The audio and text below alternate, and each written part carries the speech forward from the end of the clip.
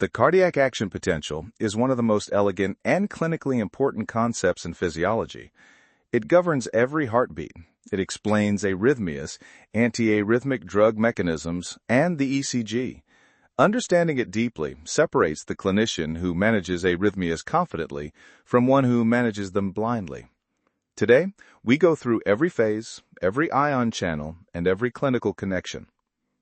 Unlike skeletal muscle, cardiac muscle generates its own electrical activity, automaticity, through specialized pacemaker cells. The action potential differs significantly between working cardiomyocytes and pacemaker cells in the SA and AV nodes. Let's start with the working ventricular myocyte, which has the classic 5-phase action potential.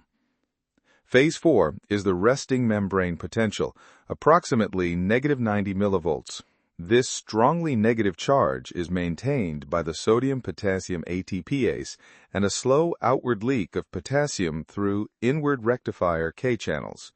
The cell is polarized and at rest. Phase 0 is rapid depolarization, the fastest phase. A stimulus raises the membrane potential above the threshold of approximately -65 millivolts. This triggers rapid opening of voltage-gated fast sodium channels, NaV 1.5. Sodium floods into the cell down its electrochemical gradient. The membrane potential shoots upward to approximately +30 millivolts within milliseconds. This is the upstroke of the action potential.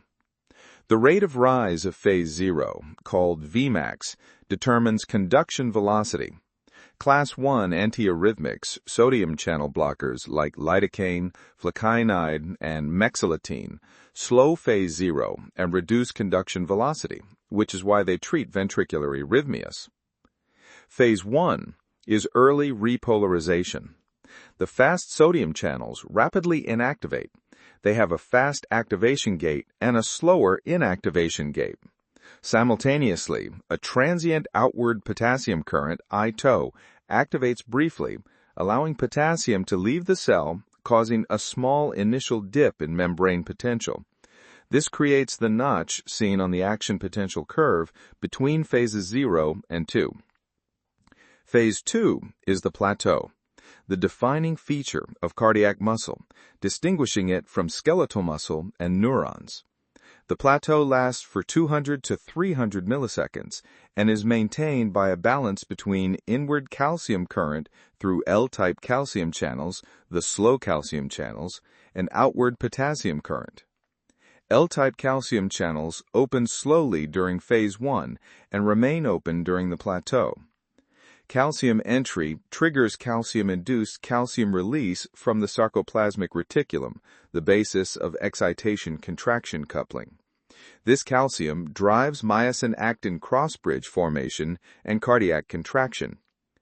Class 4 antiarrhythmics, calcium channel blockers like verapamil and diltiazem, block L-type calcium channels, reducing contractility and slowing AV nodal conduction, making them effective for rate control in atrial fibrillation. Phase 3 is rapid repolarization.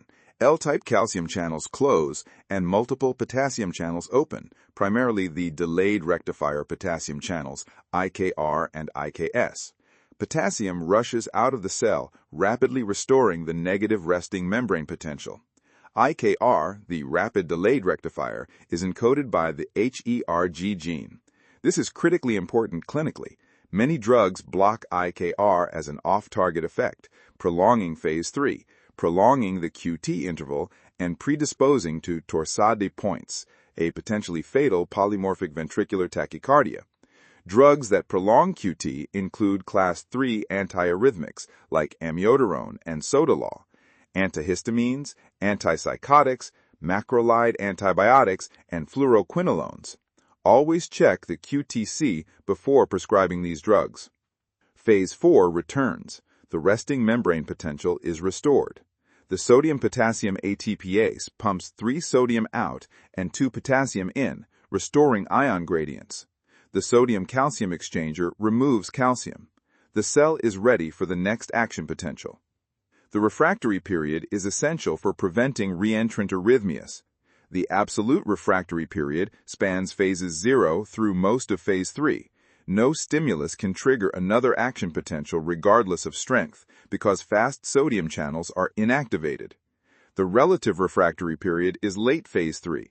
A very strong stimulus can trigger an action potential, but it will be abnormal. The R on T phenomenon, a premature ventricular contraction falling on the T wave during relative refractoriness, can trigger ventricular fibrillation. Pacemaker cells in the SA mode are fundamentally different. They have no stable resting potential. Instead, they undergo spontaneous depolarization during phase 4, called the pacemaker potential or funny current. The funny current, IF, is a mixed sodium-potassium inward current activated by hyperpolarization. As IF depolarizes the membrane, T-type calcium channels activate, then L-type calcium channels drive phase 0. SA node cells have no fast sodium channels. Their upstroke is entirely calcium-dependent and therefore slow.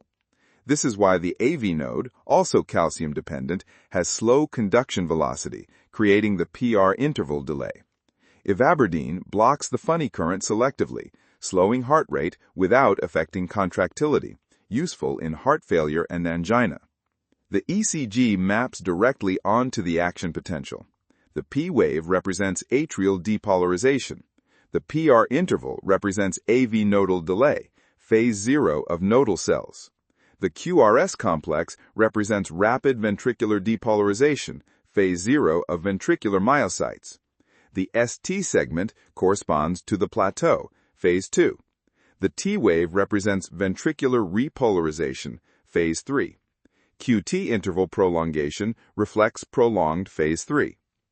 Understanding this mapping lets you diagnose drug toxicities, electrolyte abnormalities, and arrhythmias directly from the ECG. Subscribe to Medical Sciences Unfolded for daily videos on physiology, pharmacology, and clinical medicine.